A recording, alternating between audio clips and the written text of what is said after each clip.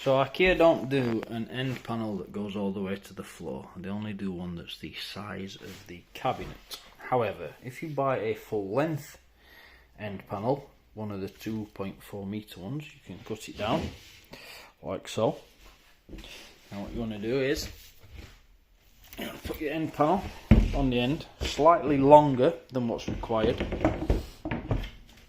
Now what we've done is get a pencil and a marker line on the skirting board, lead up there, and then what we'll do is we'll get the Dremel and we'll trim that out so that'll fit perfectly flush against the wall with the skirting board.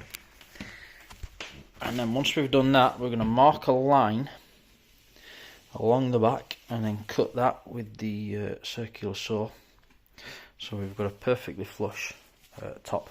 Now what you want to do is you want to cut the side that's at the top, not the bottom, because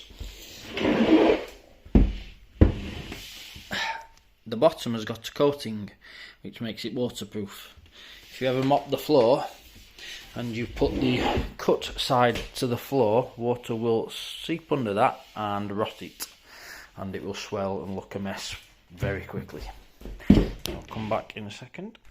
So we are with the einhell Dremel, a wood bit on the end. I'm just going to run that up there, all the way up, and cut it out.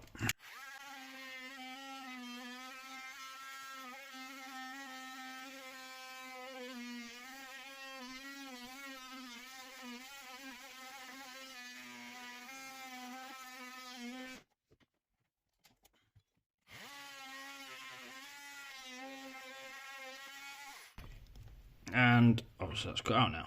So what you can see now is the piece slots pretty much perfectly into the gap.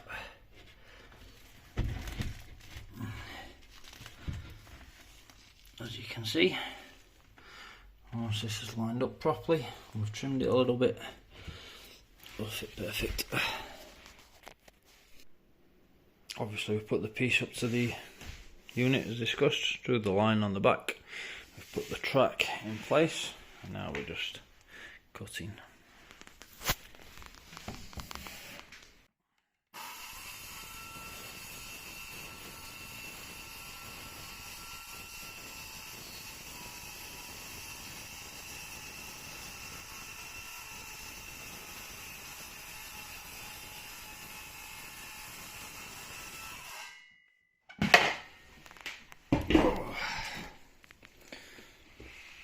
And we've cut from the back because the saw spins upwards, or the blade I should say. You can see that blade spins this way around, so as it's cutting up into the wood.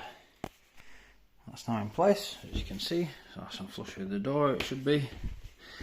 It's nice and flush with the, obviously it's going to sit slightly higher than that because the worktop actually sits on top of this bar. And we've got a nice cut, as I say, on the back. So what we'll do now is bolt that to the side, screw that to the side, and peel the trimming off. And there you have it, all bolted on. Sits nicely like it should.